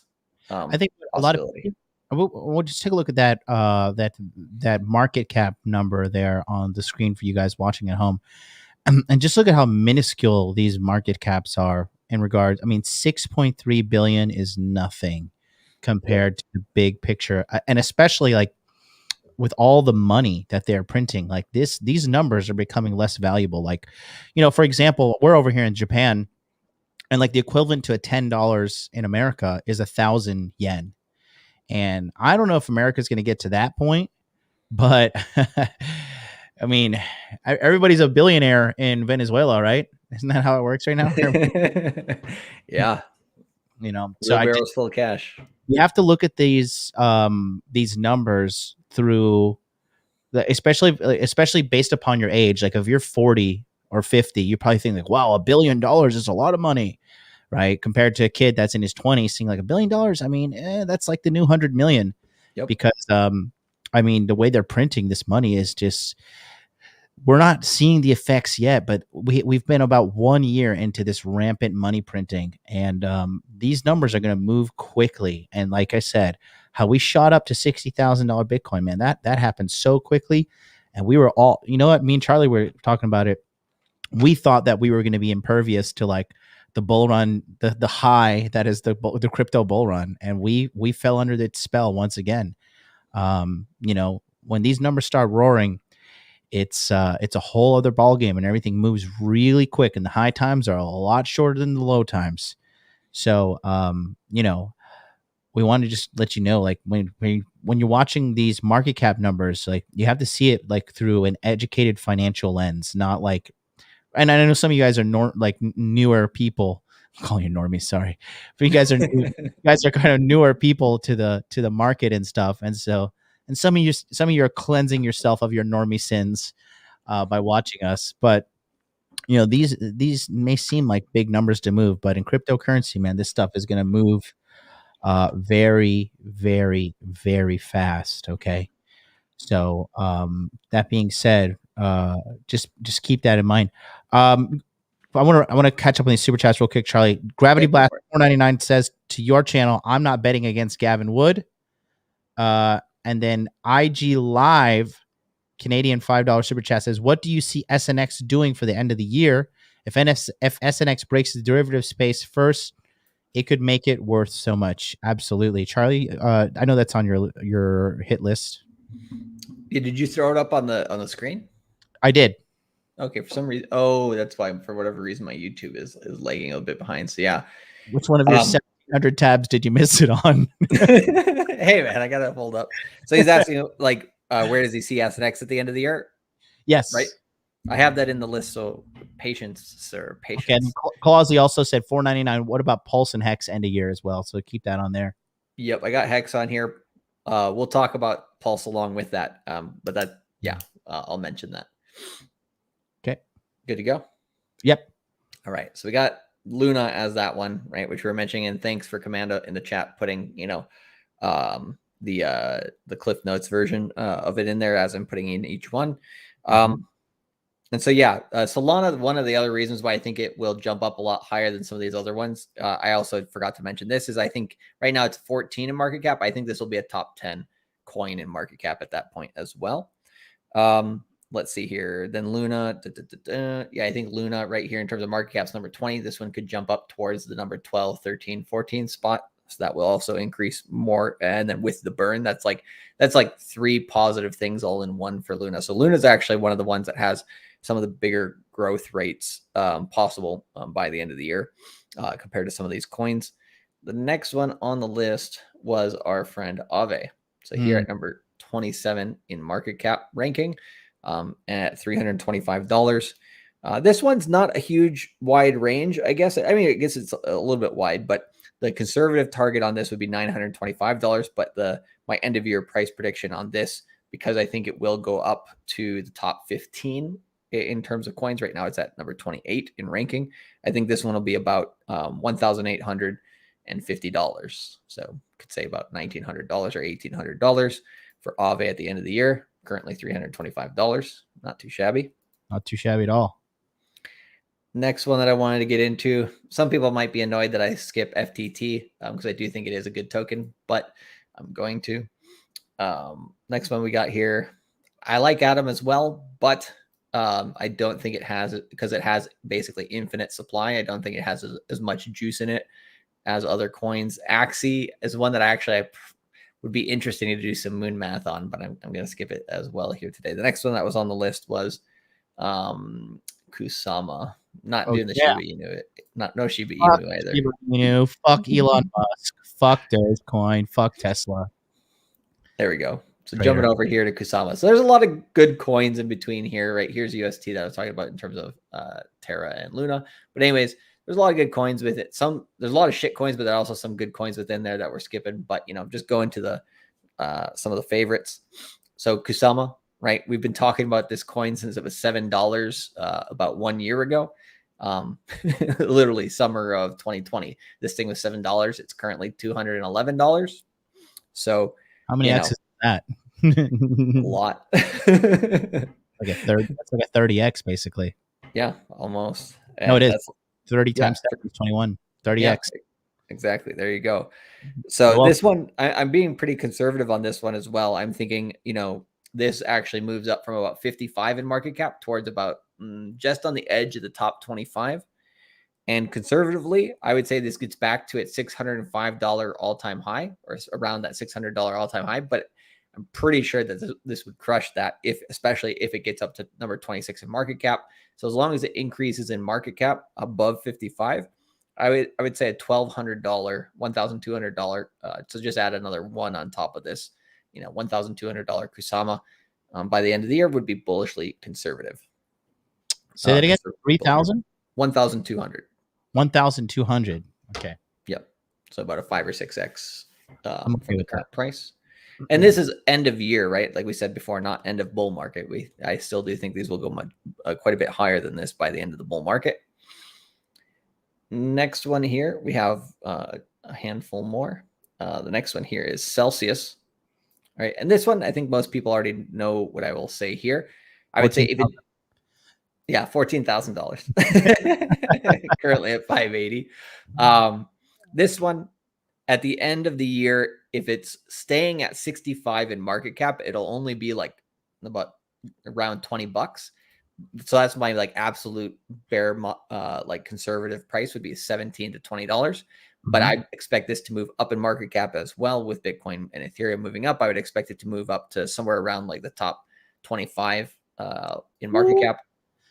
That's going to be insane. Yeah. And so like my bullishly conservative price target for Celsius is $50 end of year. So almost a 10x. Bullishly conservative. Yep. So what if you're to take the brakes off that train? If I were to take the brakes off that train, $100. Woo, doggy. So if I were to take the brakes off of some of these different ones, yeah, I could go like for Kusama as well. I could go actually higher on these, but I want to give, like price targets, which if Bitcoin hits 110,000, these targets are all very, very likely to hit. Right. And then I would say for half of these tokens or 60% of these tokens, maybe, they could outrun these prices by quite a bit. I mean, at the end of last year at this time, Celsius was 35 cents. It's currently $5.83. And I was saying by end of year, I think it'll be about $1.60. And at the end of the year, it was $6.50. So I hope to God that all these price targets are just obliterated, right? We come back and watch this show at the end of the year. We're just like, man, you were being bullishly conservative. You're bullish, but you should have taken the brakes off of some of these ones. Like, I hope that's what we can say at the end of the year. But I want to give people, reasonable expectations. So this is like, reasonable moon math with, a little bit of breaks on here. So anyways, next one here on the list is we got synthetics here currently at $9.65. I would say if it stays at the 71 in market cap, it'll be about $27. So it'll be a 3x. But I think this will go up into the top 30 in market cap. So I think this one will be about $83. And like I said, again, conservatively bullish, $83. This could go up above $100 by the end of the year. But at the end of the year, $83, pretty fair price, in my opinion, for synthetics. That's a good price right now to be accumulating.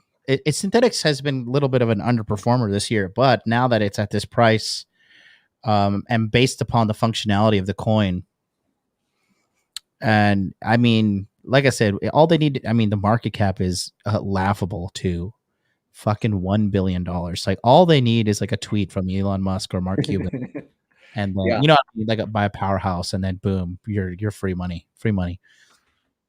Yeah, exactly. And the other thing, in the first quarter this year, it did do very, very well. And then, after the first quarter this year, right, like it's been a bit of an underperformer. So this one's going to have a lot of volatility. So this one could actually go much, much further than that too.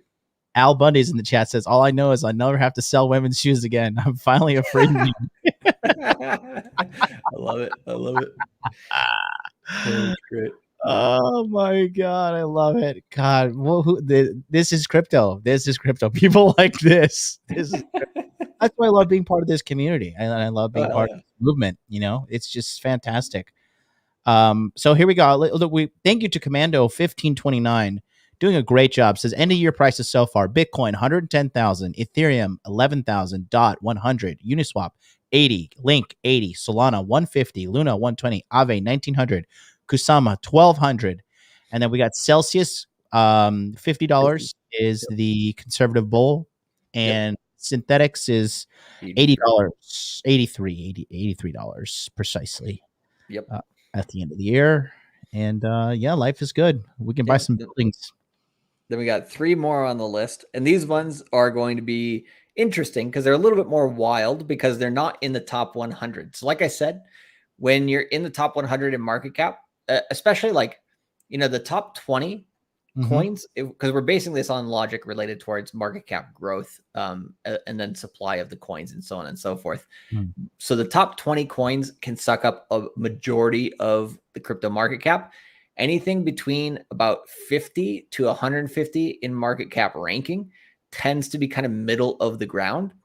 And then anything beyond 150 in market cap can move up wildly. So we'll take a look at 3 more. One that obviously people will be really annoyed with, what we got going on here on CoinMarketCap. The reason why I use CoinMarketCap is because it does have the best UI, the best look compared to other ones, but also this is the place where the normies look at different prices and different things. So it just tends to be, it's like what I think in crypto, it's the number 1 or number 2 visited website. So that's why we look at it here. But just so you guys know, right? Hex obviously is basically suppressed when it comes to ranking, and then also in terms of actual data in the crypto space, right? People don't, it's very political in the crypto space, and a lot of people don't like it. I've personally made some good money with it, changed my opinion on it from when we first talked about it here on the Tokyo Crypto Show for a few episodes last spring, not this year, last year. And so it is what it is. But anyways, if you want to go see the nomics.com, nomics.com, you can see where Hex market cap ranks, and it is in the top 5 at the current moment. It's number 3 on that ranking site, so you can go and research and see why that may be. But right now it's currently 15 cents, right? We've been talking about this one for a while, since it was sub 1 penny. And I would say my bearish, if it really didn't change much at all, and there wasn't a whole lot of speculation, I would say this goes to 45 cents end of year. But I do expect there to be a lot of speculation on this coin. So my end of year target for Hex is 90 cents, 0.90. 90 cents. Not bad at all, man. Yep. And then somebody in the chat asked, well, what about Pulse Chain? Who only God knows. But, nobody, there's absolutely zero. When Pulse Chain and Pulse comes out, right, which might be in late Q3 or early Q4, when that happens, it's going to literally start at 0. So trying to make a price prediction on an asset that does not yet exist and will start at 0 makes no sense in my opinion. That would be like there's just nothing to go off of, or not much to go off of. So I would say 90 cents for Hex at the end of year. I would expect that, but for Pulse, we will see. And actually, Pulse, because of the Hex that people sacrificed for Pulse, I would say Pulse is more of a 2022 play, right? So I wouldn't expect a huge amount of price appreciation within the calendar year, but we'll see what happens with that when it comes out. So you have accepted the truth. Good timing. We got another subscriber in the house to my channel. Let me see who that is. Volclex just subscribed. Thank you so much. There we go. Serum. Nice. So the last 2 on the list are some interesting ones, and these ones we can get kind of wild with some of these price predictions. So with Serum, this is, like I said, out of the top 150, which means it can grow in terms of market cap much, much faster. So I would say this one's going to hit at least $12, $13 by the end of the year, but more than likely, my aim for this is about $38 to $40. So round that up to about $40. That's almost $123 million in that fucking market cap, huh? Yeah, not much. We should probably talk about this on another show, but that seems like a gold mine. Yeah, and this is related to the Solana ecosystem. and is going to be pushed by Sam Bankman-Fried of FTX. He actually has more to do with this project than he does with the Solana project, actually. So this one actually, I think by the end of bull market will pump harder than a lot of these coins I mentioned. But it also does have more supply coming out, I believe, right after New Year's. So this is a coin where by the end of the year price, it gets to a high, let's say about $40. You want to sell it, wait for the price to drop after the new supply comes out, and then buy it back again. That's basically what you're going to want to do with this one. So this takes a little bit more care than some of the other coins. And speaking of caring, we got CAR or CARE, depending on how you want to pronounce the ticker symbol, but with a Karura here. This is a very interesting one. And I wasn't actually having this one on the list to begin with, but I saw somebody in the early stages of the chat mention this. And this is one of the newer projects on the Kusama ecosystem. There's also going to be one on Polkadot coming out later once Polkadot has its parachain auctions called Akala, which is also going to be a good coin to watch. But this coin already, I mean, when it came out, right, it just came out here flat around like $4, basically. It's already pumped up here to almost 2x from where it came out at. So it's doing pretty well here. And it's been a coin only since July 21st. So, you know, just a few weeks and a 2x already. I'm aping it, selling all my Bitcoin. I think this one has some wild possibilities. I would say a bearish case scenario, like my bearish like minimum on this one would be at least $50. So I think it's going to do very well. And about a third of its supply apparently is already out, right, compared to where it's going to be. So that's actually a lot of supply already out. I think this one could go wild. It could go somewhere between $150 and $200 by the end of the year. Which actually be higher than my dot price prediction, right? So if we put a middle ground of about $175, the reason for that being is, so I have to look into this token a little bit. Sorry, go ahead. That's a 15x by end of year. Yep. And so I have to look at this. It's a little bit more than that, but yeah, exactly. And then I have to look into the tokenomics of this one a little bit more to get a better prediction on it. But the reason why I'm saying like that type of possibility is possible with Karura is because the market cap ranking on this is just like, it's nothing right now, right? And you can see here, right, they haven't verified this project's market cap, and there might be some wrong data on here. So this is a lot more speculation when it comes to something like this. But, you know, if we go to 255 million in market cap, right, we go, let's say, you know, the reason why it's ranked so low is that they don't have the right statistics for it. I would say, technically speaking, this is actually around, let's see here. It's around the 175 mark in market cap. Yeah, where is it? So, I mean, if that market cap is correct, it's around that 150 mark, kind of around where Serum is. So if I were to pull the brakes on that one and say maybe this one actually ends up around $100 where Polkadot does, I mean, the speculation can run wild, and you have to go and make sure that you're finding the right data on this and doing the math correctly on that. But I think that one has a lot of growth potential as well, along with Serum. So those two ones are kind of a little bit of your, you know, shot in the dark.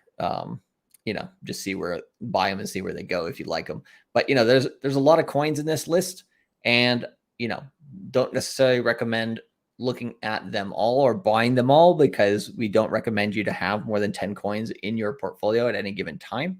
Right. So, you know, do your research on them and figure them out and see which ones you like, see which ones maybe fit your learning style a little bit more. But, you know, I would say we got the crypto mindset course coming out. So maybe you want to take a look into that, right? Which will be coming out in early September. And so take a look more into that if you want to learn how do we do this type of analysis, and you know, what are these coins? Why are they important? Why did we choose these ones and not others? I know there's some people who are like, hey, Charlie, can you talk about some other coins? Yeah, we could. But, you know, these are some of the ones that I'm looking at specifically that can do some pretty good X's by the end of the year. Now, the other thing I was going to say, right, is I was going to tell you guys how to do the math on these coins, you know, towards the end of the bull market. Well, for the ones I would say from about from Luna and below, right? You probably can't do this math, but with like Solana, Link, Uni, Dot, these ones, right? You can probably just basically do a 2.5x on them, and then you can get your end of bull market prediction for those as well. Just because I'm looking at end of bull market for Bitcoin to be about $240,000. So yeah, there we go. And the lower we go in market cap ranking, the more volatile these assets can be. So actually, most of these price targets are very, very conservative, and they actually could go quite a bit higher from the ones that were from Luna onwards. Just a FYI kind of caveat on all of that. That being said, I think next week what we'll do on the show for episode 101, we'll do end of bull market predictions. I think you guys are liking these prediction shows. Obviously, speculation, not financial advice. Blah blah blah. Don't sue us. Don't be a pussy. And yeah, so this has been it, man. This has been the 100th episode of the Tokyo Crypto Show. Here's to another 100.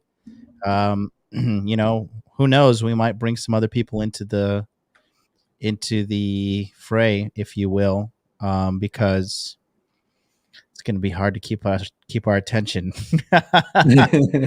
in about a year from now. But it's going to be good times. And, you know, the number one thing we really enjoy doing is seeing you guys win, right? When you guys win, it gives us validation that no money can buy. And that's, you know, we believed in this when we were doing Tokyo Crypto Show episode 1, when we were like, okay, we got one person watching. Now today's show, we had over 450 people watching live. And this is in spite of YouTube censorship, attacks on our businesses, shadow bans, algorithmic manipulation, right? You know, you guys know how it is. I mean, if this was like the Tokyo transgender show, we'd have like 1 million live viewers right now. But we're the Tokyo Crypto Show, and it is what it is. And so we're just going to keep on keeping on. And we appreciate every single one of you, man, woman out there watching us. Keep your heads up. Shout out to the late donation, Greg B. $20 super chat says, happy 100th. It's been a hell of a wild ride. Here's to many more. Cheers. So we appreciate you guys so much. Get out there, have a wonderful day, and we'll be seeing you tomorrow live on Charlie's channel over here, 8 a.m. Eastern Standard Time, and then my channel, 9 a.m. Eastern Standard Time. Until then, have a great day. Peace out.